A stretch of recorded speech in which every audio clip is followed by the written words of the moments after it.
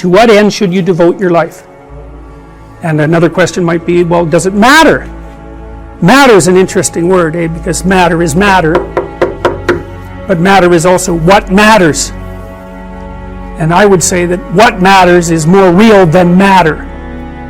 At least that's how you act. And then the question is, well, is there something you should be aiming at? It's a good question. That's the question of the meaning of life. And you know, one of the things that's supposed to happen when you come to university is that that's the sort of question that should be addressed.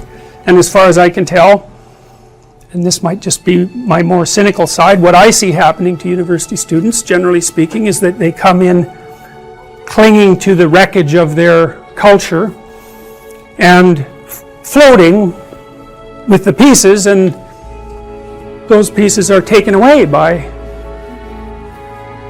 professors who tell them that everything can be deconstructed and nothing has any real meaning. And it's like when you're finally educated, it's when you're floating out on the ocean and you've got nothing to stay afloat with. It's like, well, then you're done and you can graduate. And it's like, I don't see that as useful.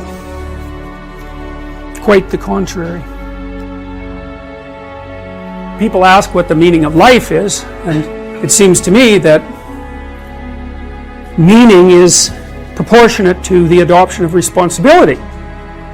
You know, like, let's say you have a little sister who's like 3. And you're going to take care of her. Like, questioning whether that's a good idea just seems stupid.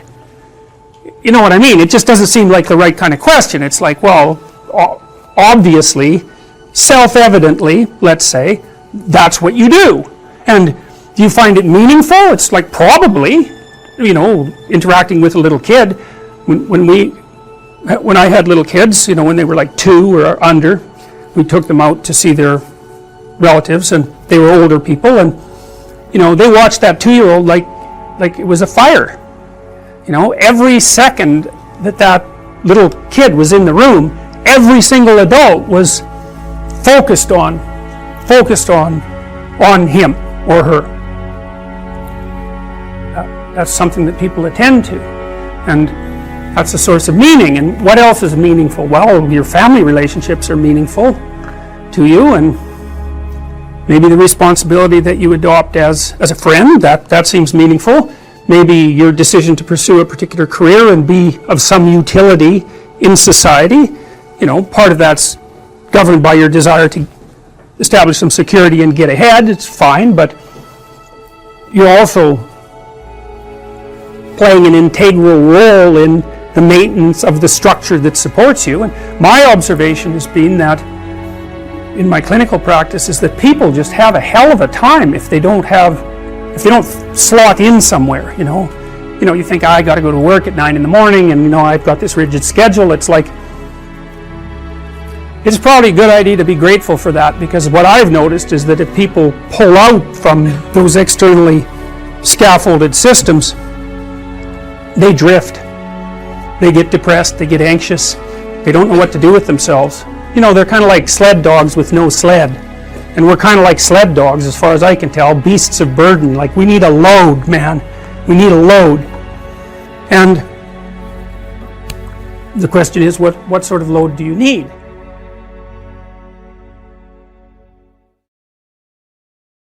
And here's why I think we need that. You know, I've been thinking about how to figure out what's real for a long time. And because I'm an existentialist, I'm operating under the presupposition that you can tell what people believe by watching how they act. I don't care what they say. I don't care what their statements are about their view of reality. Because the relationship between that and their actual actions is certainly not perfect, and sometimes doesn't even exist. One thing I've noticed is that no one argues with their own pain. Everyone who hurts acts as if they believe that pain is real. So we could say, The ultimate reality is pain. That's how people act. It's in keeping with the claims of many religious traditions. You know, the Jews are always recollecting past pain. I mean, the Christian God is a crucified person. I mean, there's a fair bit of pain there. For the Buddhists, the fundamental maxim is that life is suffering. And it seems to me that there's a metaphysical claim there. The metaphysical claim is that pain is real. Now, of course, it depends on what you mean by real. But people act as if their pain is real. Now, that poses a problem. Life is a pain. Life is suffering, let's say. And why is that? Well, it's because you can be broken, hurt, and destroyed. And so, that seems pretty self-evident. And worse, you know it. And that makes people unique. Like, that's our self-consciousness, right?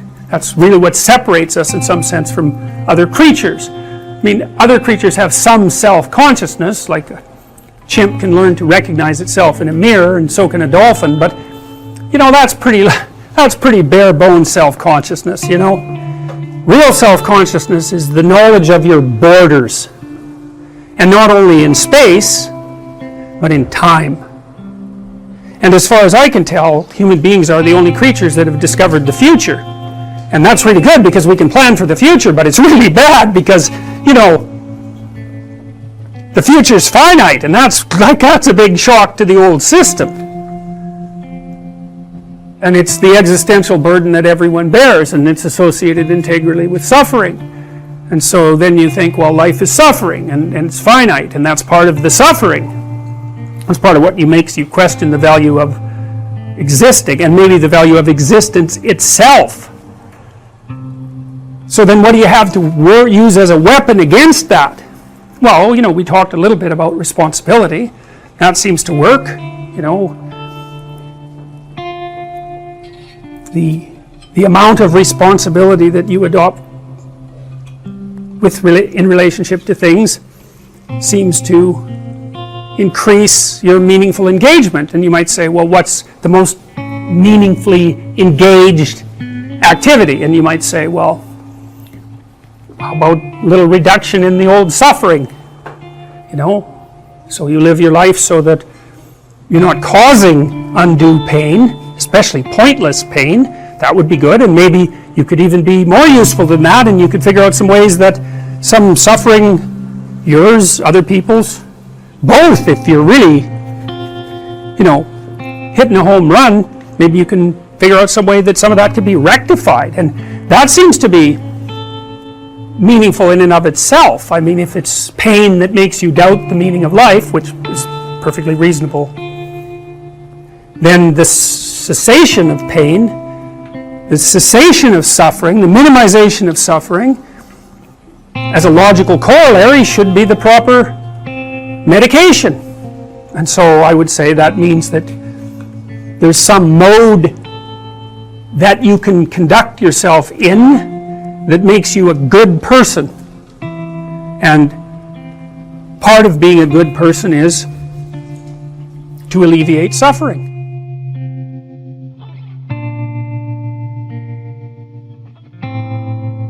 The first thing I'm going to propose to you, and we'll talk about this a lot, is that you inhabit a story. That the framework through which you look at the world is actually a story. And here's the story. The story is you're somewhere and you're going somewhere. You know, that can be conceptual or whatever. It's that, but there's a gradient between where you are and where you're aiming at, which means no more really than you're doing something while you're sitting there. And hypothetically, you're aiming for something better. And so you're in a state of insufficiency, always. The insufficiencies change, and then you're trying to rectify the insufficiency, and you presume that your current state is less preferable to the state that you're aiming at. And then the way that you bring those two together is sometimes you can do it through thinking, but fundamentally you do it through action. You do it through acting in the world. And so that's sort of the answer in some sense to the mind-body problem. You have a conceptual structure, but when you implement it, you're implementing it not abstractly. You're implementing it through action. And so that's the basic story. It's not a very interesting story, but it's the framework through which you view the world.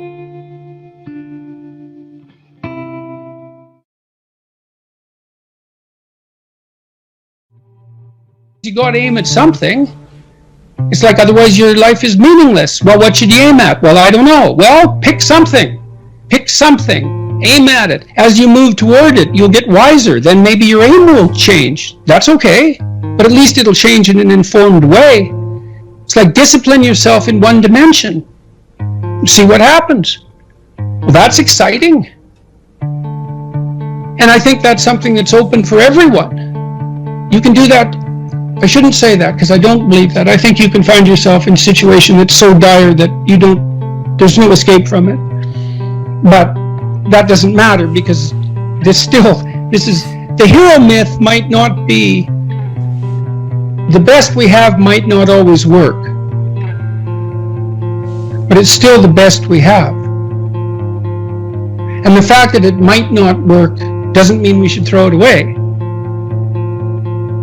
It's still the best we have. I mean, everyone dies, and so we fail in some sense. The fact that a symphony ends doesn't mean that it wasn't worth listening to. What does the most useful person look like? Well, who is everyone hoping they'll meet? And that's a genuine question. And that's the ideal. The ideal is the person everyone's hoping they'll meet.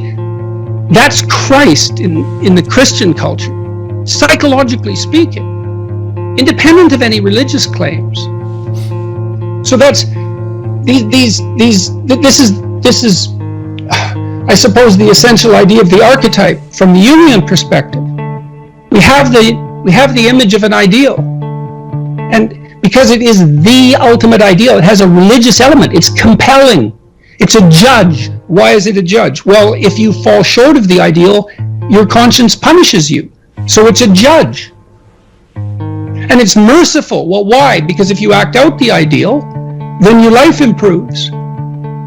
You know, when I said, well, the question, what is the relationship between these images of the psyche and reality? I don't know the answer to that. I don't know where the archetype shades into reality. It depends to some degree on how you define reality. And, you know, people don't like that statement. But when you're asking questions that are deep enough, you start to have to ask, what do you mean by true, for example? What do you mean by real? Because the questions you ask get so deep that they're of the same kind as the question, what is real or what is true? You know, think of it this way. Reality is what we adapt to, by definition. That's reasonable. If you're a Darwinian, you have to say that's actually as far as you can go. Reality is that which shapes us. You can't get a better handle on reality than that. Well, when you make a picture of objective reality, it's not the same as that. It's a different picture. And it's not obvious which one should play trump. Now, the hero myth, as far as I can tell, is an evolutionary artifact. And that means that for human beings, that the hero image is the path of optimal adaptation. Does that reflect reality? Well, it does, insofar as reality has selected that. Well, does that mean that reality is a story? Because the hero myth is a story, or at least that's one of the things it is. Does it mean that reality has a narrative aspect? Well, it does, insofar as we act things out. Does that mean that reality is ultimately a story? Well, I don't know. But the answer isn't obviously no.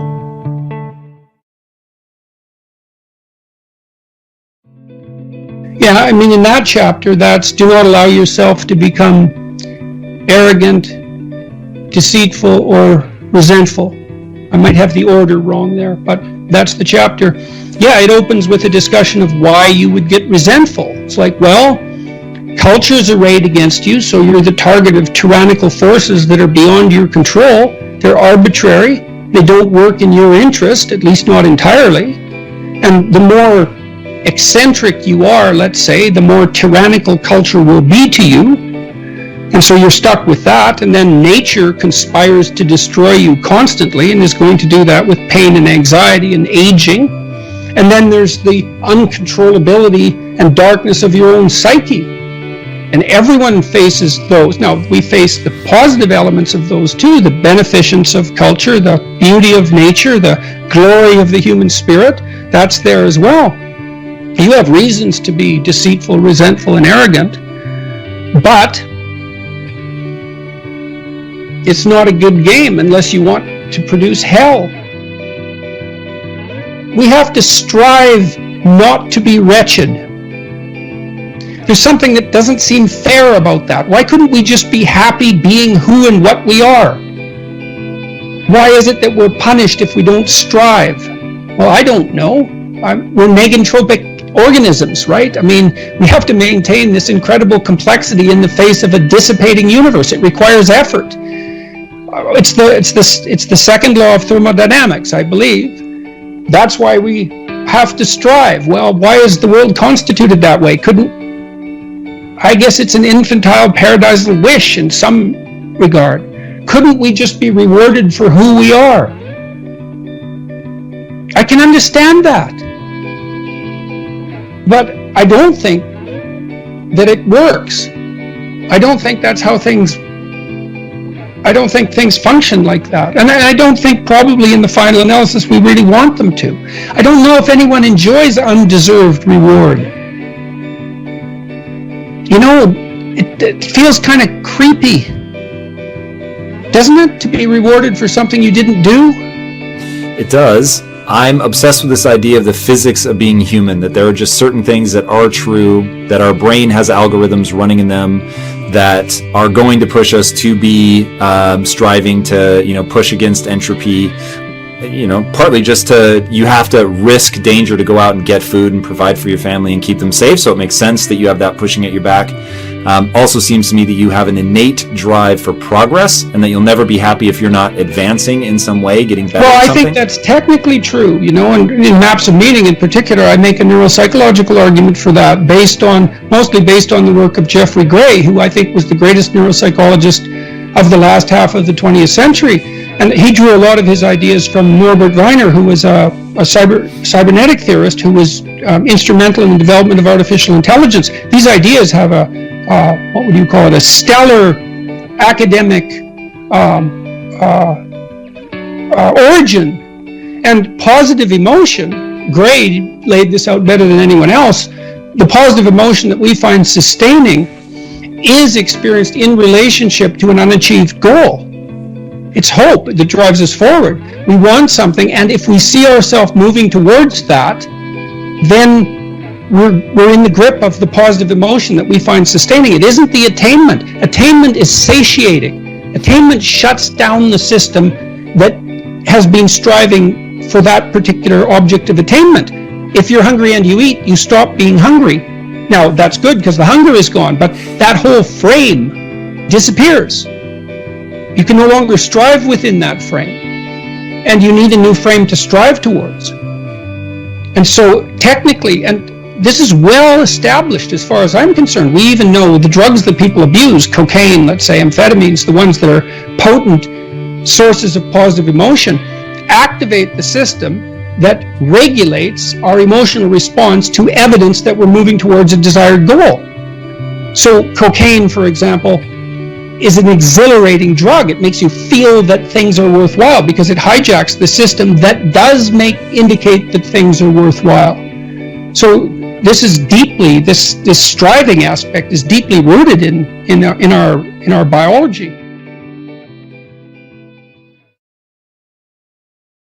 One of the things I've noticed time and time again is that whenever I talk about the relationship between responsibility and meaning, the crowds that I'm talking to go silent. Say, look, you need a meaning to sustain you through the vicissitudes of life. Okay, well, try to debate that. It's like, is life painful? Yes. Is it anxiety-provoking? Yes. Is it uncertain? Yes. Is it painful beyond bearing sometimes? Yes. It's difficult. Everyone agrees about that. Now, they might disagree about how difficult, but that doesn't matter. That the central point holds. Okay, what if you think that's all pointless? Well, that doesn't seem very helpful. Okay, so you need a sustaining meaning. Well, where do you find that? Well, you generally find it in responsibility to yourself and to other people. And people ask themselves those questions when I'm talking, because I ask them to ask themselves those questions, and that's the answer. Well, what's meaningful? Well, I have a meaningful relationship with my father. I have a meaningful relationship with my wife. I have a meaningful relationship with my pet, because I take care of that pet. When I commit to something and make sacrifices, that sacrifice is something I also talk about a lot in both of the last two books.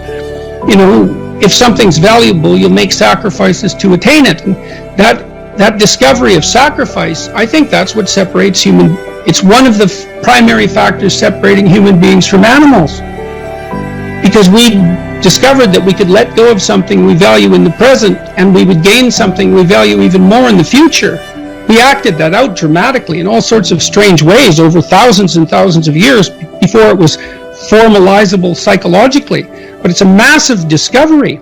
I can forego gratification in a particular way and benefit in the future. So I can share the proceeds of my hunt. And I store up future food in the form of reputation and the favors I'm owed now by other people. It's a massive discovery.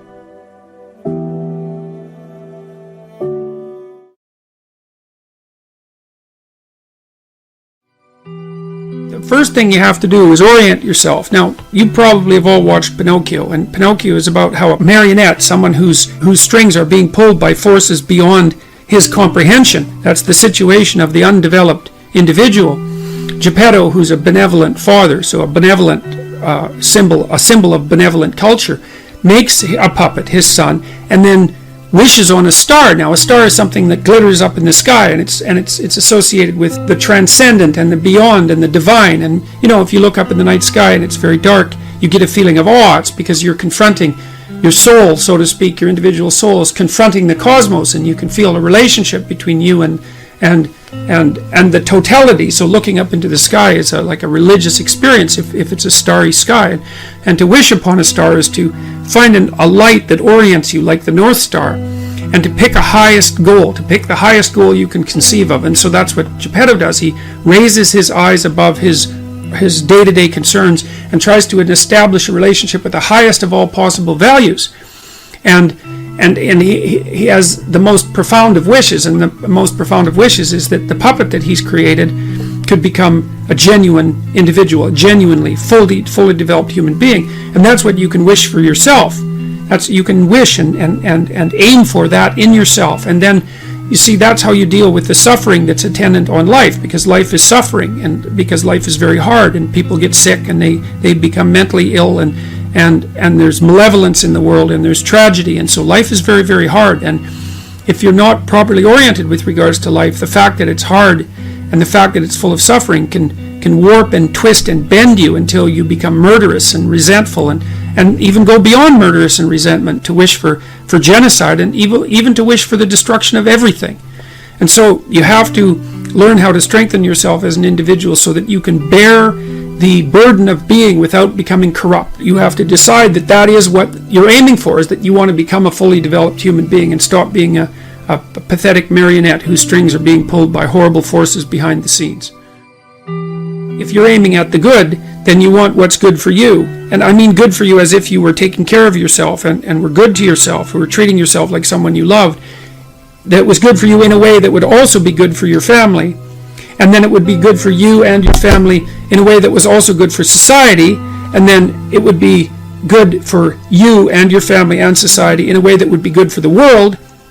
And then it would be good now, and it would be good next week and the week after, and a year from now, and as long into the future as you can see. So the good is something that's equilibrated across multiple levels of being in multiple time frames simultaneously. And it isn't necessarily that you know what that is going to be at any given moment, but you can orient yourself so that's the state that you want to exist in. And I can tell you as far as I can tell, when you exist in that state, even moment by moment, your life is imbued with a sense of meaning, and that sense of meaning can help you transcend suffering. The philosopher Nietzsche said, "He who has a why can bear anyhow. He who has a why can bear anyhow." And so Nietzsche's idea was that if there was purpose in your life of sufficient grandeur, that not only could the suffering in life be accepted, but maybe it could even be appreciated. Like it could be that you're willing to bear the burden of being because of the exciting things that you can do with being, the things you can build and the things that you can bring about.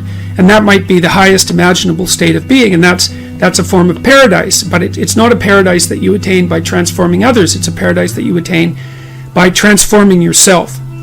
And that's a very difficult thing to do, and it's a very frightening thing to do, because it means that you're retooling your soul, and that's a job for that's the job for a forthright and honorable person. And it's an exciting enough task so that it will keep you occupied for the rest of your life, and then magical things will happen to you while you're doing it. And the world will arrange itself around you in the most wonderful way, in a musical way, so that every part of what you're experiencing plays off against every other part in a manner that has meaning embedded in every aspect of it.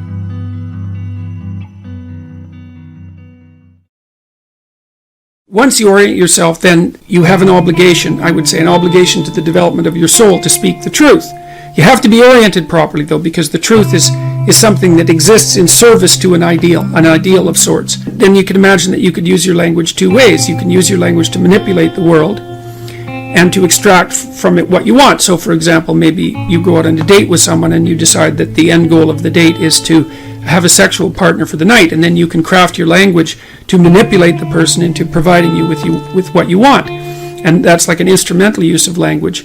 But the problem with that, there's many problems with that, but one of them is that what if your idea about what you should want is wrong? Like maybe that's not the way to treat someone that you're on a date out on a date with. Maybe you're minimizing and reducing the interactions between you from what could be a healthy and elevated state of interaction and discourse to something that basically the pursuit of impulsive pleasure, and maybe that's not good for you next week and the week after and a month down the road. Maybe orienting yourself towards impulsive pleasure is a very bad idea.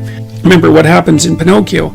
Pinocchio goes to Pleasure Island, and Pleasure Island is a place where impulsive pleasures can be had at a moment's notice. But what Pinocchio discovers, along with Jiminy Cricket, that Pleasure Island is run by masked totalitarians. They're all dressed in black, you remember, and they're turning the children and adolescents who are on Pleasure Island, they're depriving them of their voice, turning them into braying jackasses, and preparing to sell them as slaves to the salt mines. And so there's an implication in that story that the pursuit of impulsive pleasure is one route to totalitarianism and slavery, and I believe that. So perhaps orienting your language towards the gathering of impulsive pleasure is a misuse of your highest gift, the gift of logos, the gift of communication.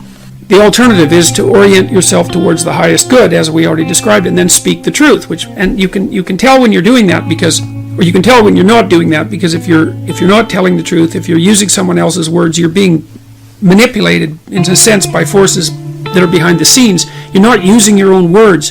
You're the puppet of an ideology or another thinker or your own impulsive desires. And you can tell when you're speaking like that because it makes you feel weak. It makes you feel weak and ashamed, and you can localize that feeling physiologically. If you listen to yourself talk, you can tell when you're speaking properly, you will experience a feeling of integration and strength, and when you're speaking in a deceitful or manipulative manner, you'll feel that you're starting to come apart at the seams. And what you need to do is practice only saying things that make you feel stronger. Then you should educate yourself, and it's not that easy to do now because you have to find people who can actually tell you mostly what to read and maybe also how to write, because writing is a way of formulating your thoughts ever more precisely. That's why you go to university, to learn how to write. If you know how to write, you can think. If you can think and speak and communicate in writing, you're unbelievably powerful in the authority manner, because arguments move the world forward, and if your arguments are tight and well constructed and lucid and well edited and carefully thought through, and you have 5 rationales for everything that you're doing, which is what happens if you learn to write properly, then you're like a force of nature, man. No one can take you down. Anyways, Pinocchio, after he left Pleasure Island, had to go into the ocean twice, and the second time he went into the ocean, he was looking for his father. Well, everyone's father, from a mythological perspective, is dying in the underworld, in the chaos, because everyone inhabits a culture that's sick and old, so to speak. And it's sick and old because it was made by the dead, and the living have to revivify it continually in order for it to be a dynamic force. And the living have to revivify their connection with the culture internally too, because you're constructions of culture, although not only constructions of culture. And you have to understand history, because otherwise you can't understand yourself. You're a historical creature, and so you have to rescue your dead father from the belly of the beast, from the dragon, because remember, the whale in Pinocchio is also a fire-breathing dragon. And that means you have to face the thing that you most fear. And when you do that, you'll rescue your father from the underworld. The Future Authoring Program asks you to write about 6 different dimensions of your life. So it asks you, first of all, to treat yourself as if you're someone that you want to help, and that someone that you love and take care of, and someone that you want to help. And then it asks you, well, if you could organize your life in the best possible manner, and in keeping with those principles we discussed earlier, what do you want? What do you want for your career? Like, what do you want? What would make your life meaningful? What do you want for your career? What do you want for your family and from your family? What do you want for an intimate relationship? How are you going to take care of your mental and physical health? How are you going to handle drug and alcohol use? It asks you a series of fundamental questions like that to get your mind moving. And then it asks you to write for 15 minutes about what your life could be like 3 to 5 years in the future, if it was laid out like you were laying out a life for someone you deeply cared about. And so you're asked to write for 15 minutes about that without worrying too much about the structure of the argument or any grammatical niceties. That's put off for later. So that gives you a little heaven to aim for, right? It's like, oh, if I could have this, my life would be clearly worthwhile, even if I had to put up with a fair bit of suffering along the way. That's what you're trying to construct. And you could think about that as a heaven worth moving towards. And then the second part of the program asks you to write about what your life would be like 3 to 5 years down the road if all of your bad habits and nihilistic tendencies and proclivity towards resentment and lack of desire to shoulder responsibility, if all your weak points got the upper hand and just augured you into the ground. And everyone knows that. You know what you'd be like if you just let everything slide, and you'd know what particular hell you were ended up heading towards. And so the second part of the program asks you to write about what your life would be like 3 to 5 years down the road if everything just went to hell around you. And so that gives you a hell to avoid and a heaven to strive for. And you need both of those, because that's what keeps you properly motivated in life.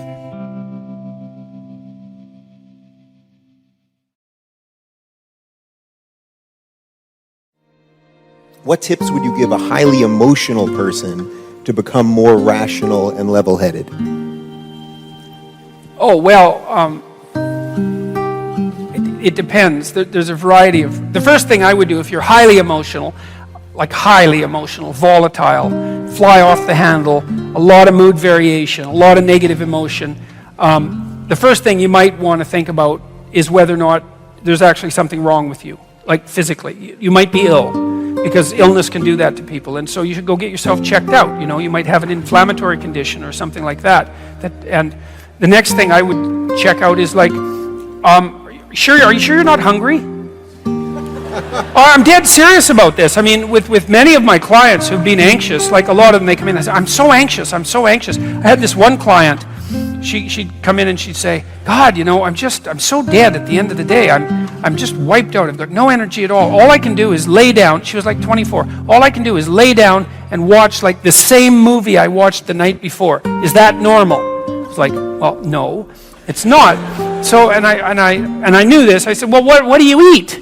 And she said, well, I usually don't have any breakfast. And then I have like a little bowl of rice for lunch, and I usually have something like that for dinner.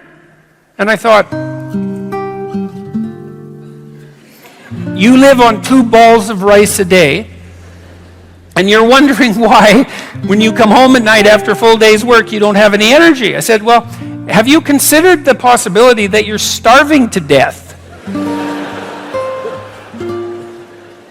So, you know, we talked about this. I said, you can't live like that. That's not going to work. How about let's try this for a week?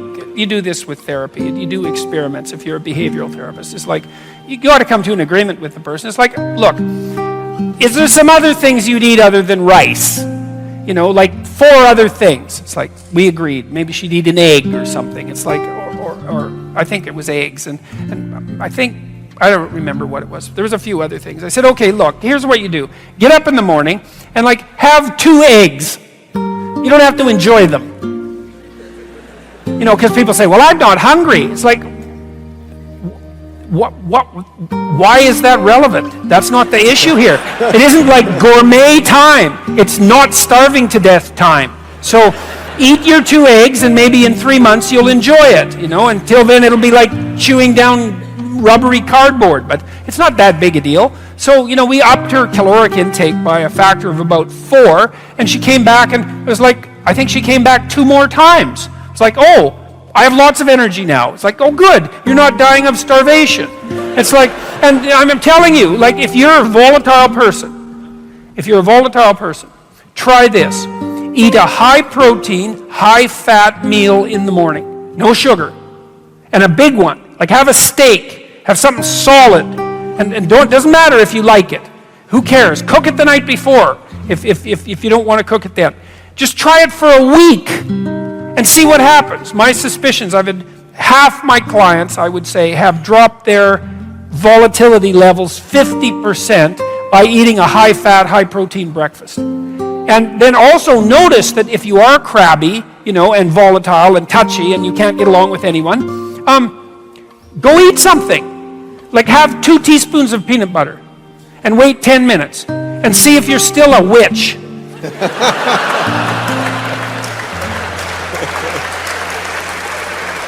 So for some people, and if you are a volatile person, like your blood sugar levels tend to move up and down more because you stress yourself out more. For some people, that really matters. And so, look, try it for a week. It's nothing, right? And you might think, oh, God, what you'll find, if it works, is, A, you don't get nearly as upset about the things that used to upset you. So, and that'll be a shock. You'll think, my God, I would have flown off the handle because of that before, and now it's hardly bothering me. So that's a lovely thing.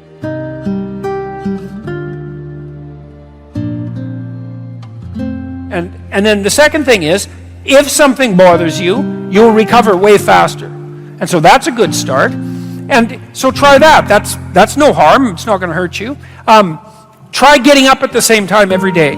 That's really important. If your sleep-wake cycle is not regular, and you're a volatile person, say biochemically, genetically, having a sleep-wake cycle that's dysregulated is going to be very hard on you. So it doesn't matter quite as much when you go to bed, although it would be good to regularize that too, but at least pick a time. You can pick whatever time you want. Like I would recommend like 8 o'clock or 7:30 because that's what normal people do. And unless you have a really good reason not to be a normal person, you should start by trying to be a normal person if you're being an abnormal person. So try to get up at the same time and try that. You can combine that with eating and see, like my suspicions are 50% improvement virtually immediately with that. And then if that doesn't work, well, then there are more serious things that you can consider.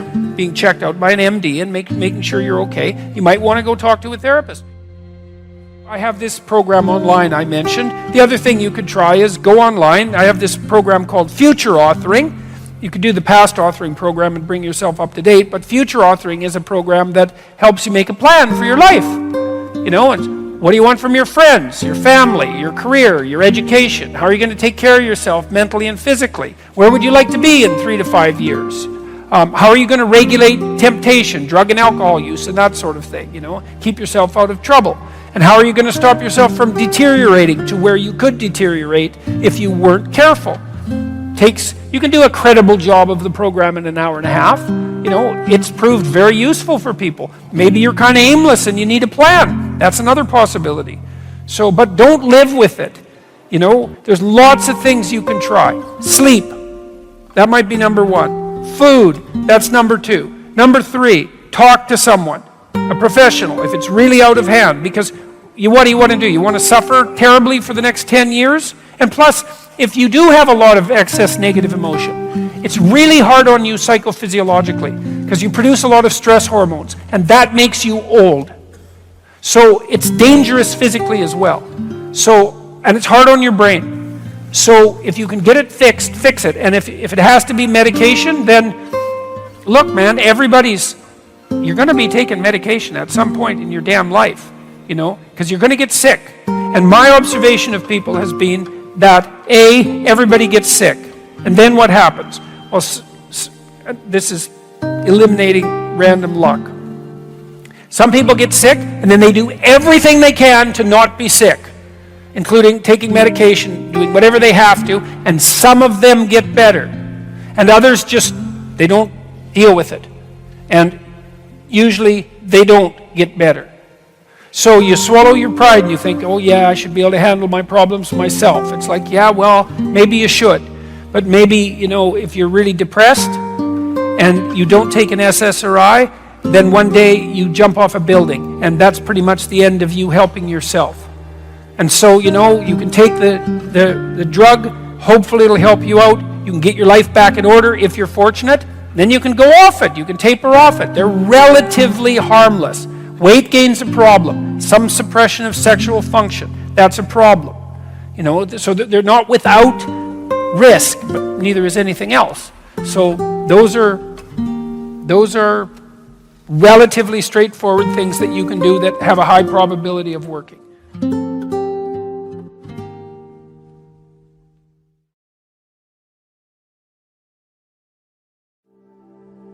Quote, "It seems to me that the purpose of life is to find a mode of being that is so meaningful that the fact that life is suffering is no longer relevant." It seems to me that it's true. I mean, it isn't necessarily the case that you can do it. It's hard to do. I mean, and that, of course, it's hard, I suppose, in proportion to the suffering that you're undergoing. And it isn't necessarily the case that you can always manage it, but sometimes you can manage it, and it's good if you can. People need to search for meaning because they get corrupted by suffering if their life isn't meaningful. That's how it looks to me. Because you can't torture an animal forever without it lashing out. And so if your life is nothing, if there's nothing in it that speaks to you, there's still going to be suffering. You can't talk yourself out of that. And so then I see people tearing down traditional structures, let's say, or they're casual about them. Another rule in this new book is do not casually denigrate social institutions or creative achievement. Well, why social institutions? Well, I've counseled lots of people who were lost. And so if you came to see me and I was your therapist, I'm very practical. I'd say to you, okay, well, let's look at your life for a minute. Do you have an intimate relationship? What about your family? And that could be, married with kids, or it could be the family of your birth, your siblings and your parents and so on. How's that functioning? Do you have anyone there? Do you have a job? Or maybe a career even if you're fortunate, but at least a job that keeps body and soul together and maybe where there's some chance of advancement and hope. Do you know how to use your time outside of work productively? Do you take care of your mental and physical health? Do you manage the temptations, drug and alcohol use and that sort of thing? Do you manage those temptations effectively? Are you educated? Are you as educated as you are intelligent? Have you? And those are standard patterns of activity in the world. Do you have kids? Do you have a wife? Or a husband? Do you have a job? I mean, it's mundane in some sense, and you can look beyond all those standard answers for meaning. But if you're overwhelmed by life, anxious and suffering, that's a good place to start. Put that together. Why? Well, the answer to that is because that's what people do. That's what people do. That's the best we've been able to manage. And if you don't have that, because you're a human being like other human beings, you're going to suffer for it. And so attacks on that, assaults on that aren't that helpful. I see this sometimes with young people when they're talking about getting married. We don't need to get married. We don't need a piece of paper. It's like, really? That's your That's the depth of thought you've put into this? It's like you're not going to mark this permanence with conscious awareness and social celebration and the sanction of your community and a beautiful ceremony? That's just nothing? You let that go? Well, what are you going to replace it with? Nothing. Huh. You know, you can say it's I don't want to be married in a church. I don't believe in God. Fair enough, but good luck filling in the hole.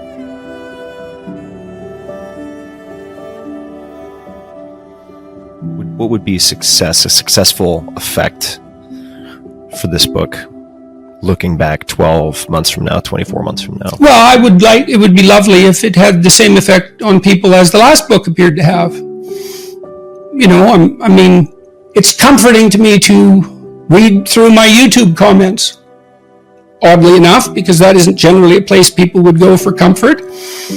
You know, untold numbers of people have said to me in person, but publicly in that way, that they've put their lives together, at least in some ways. And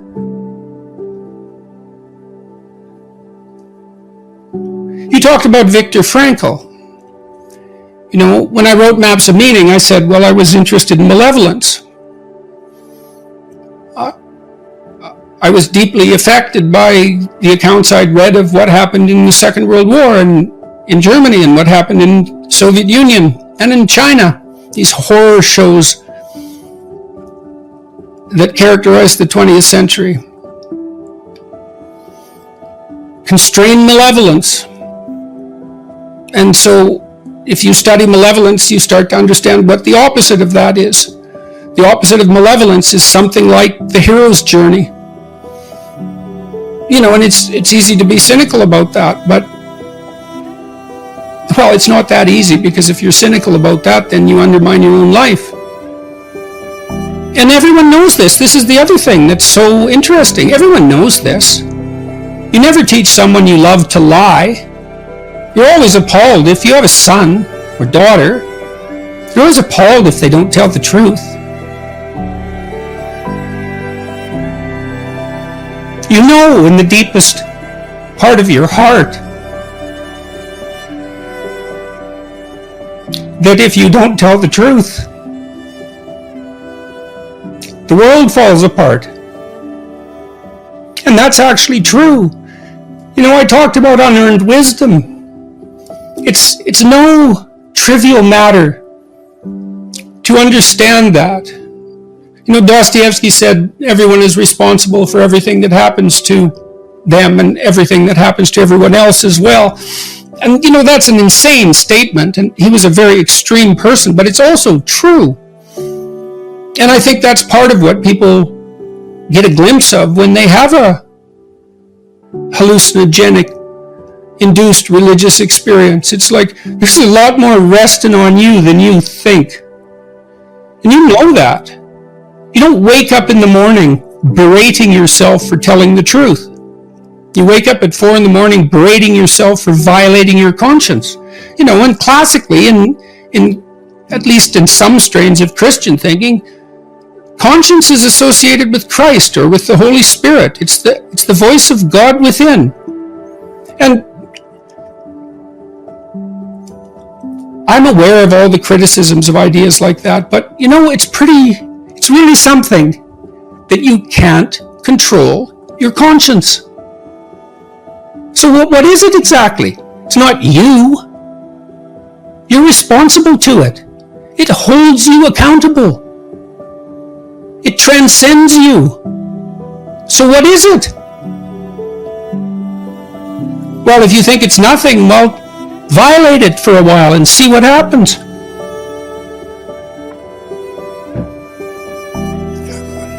So, you know, I hope what I wrote in Beyond Order is true. You know, and if it's true, it should do some good. Because what's true does good. At least that's the hope.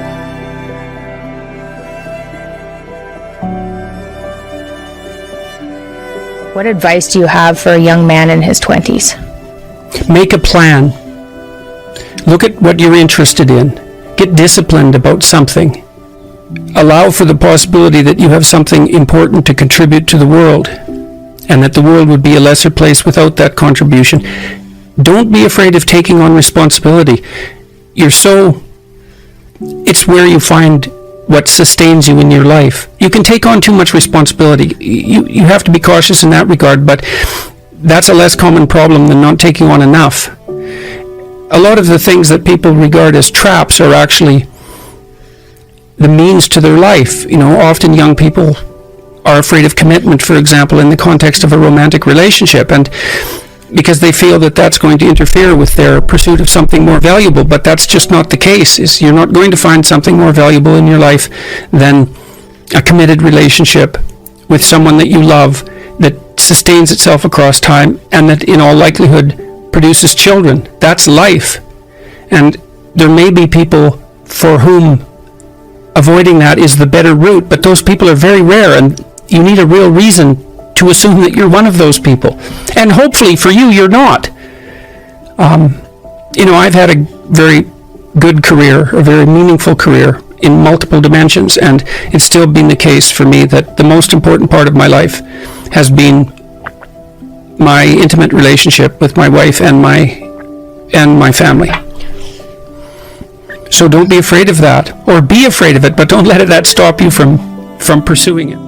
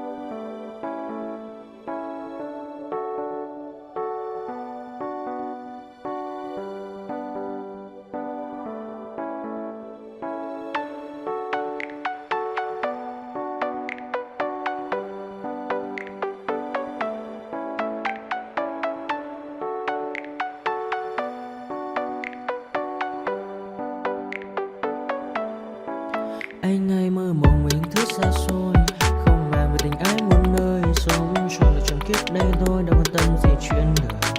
Thế mà lại ngâm tương tư, ông tầm bà mút xe tơ, đêm nằm trộm nhớ mơ mơ về ai. Thì ra anh yêu rồi, từ ánh mắt nụ cười, từ đôi môi gọi mưa sao xuyến lòng anh. Thì ra mê em rồi, ngày hay đêm ôm lời, chỉ nghĩ đến em thôi, đó là do anh đã yêu rồi, anh đã yêu rồi, anh đã yêu rồi. Anh đã yêu rồi, anh đã yêu rồi. mất rồi.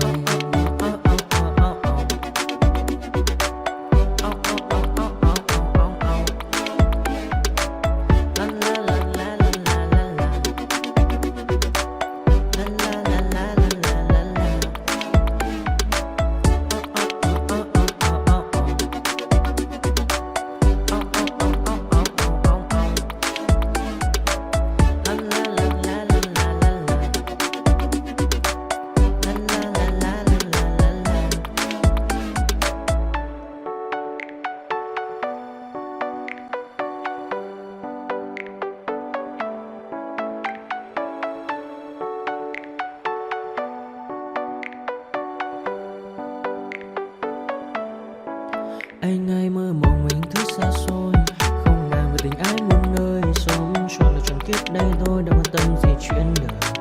Thế mà lại nằm tương tư, ông tầm bà mới xe tơ. Đêm nằm trộm nhớ mơ mơ về ai.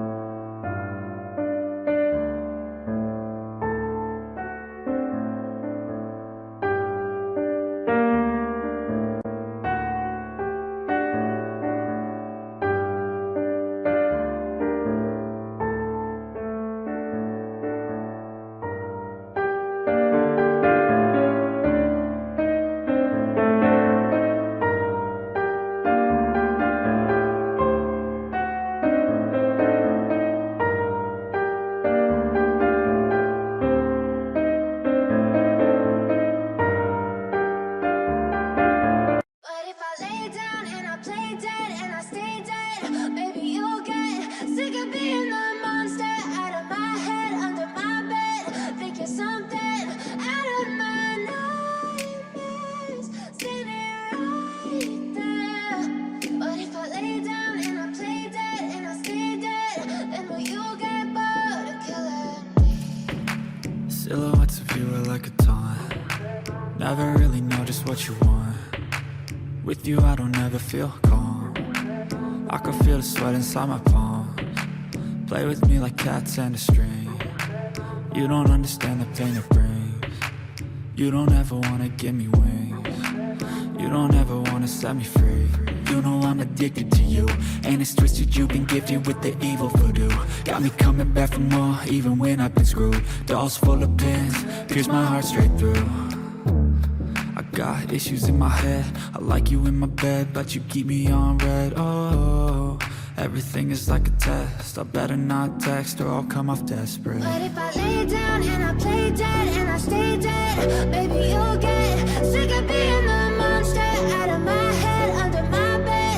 Think you're something out of my nightmares, standing right there.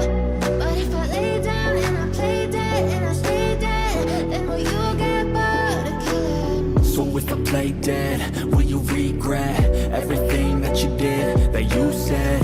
I don't think you understand what you're doing, and my heart's black and blue from the bruising. I feel like when I'm with you I'm losing. I feel like you think that this amusing, sitting there gaslighting and confusing. Was it me? Is it me? Am I deluded? I'm the one who's always sorry, the conclusion. Even though I offer all of the solutions, I wish you loved me like I love you, it's stupid. When I'm alone with you I never feel lucid. I wish I wasn't struck by Cupid. I wish when I first saw you I knew this. When I'm with you I feel so useless. I feel diluted, my heart's been wounded. Silhouettes of you are like a taunt. Never really know just what you want. With you I don't ever feel calm.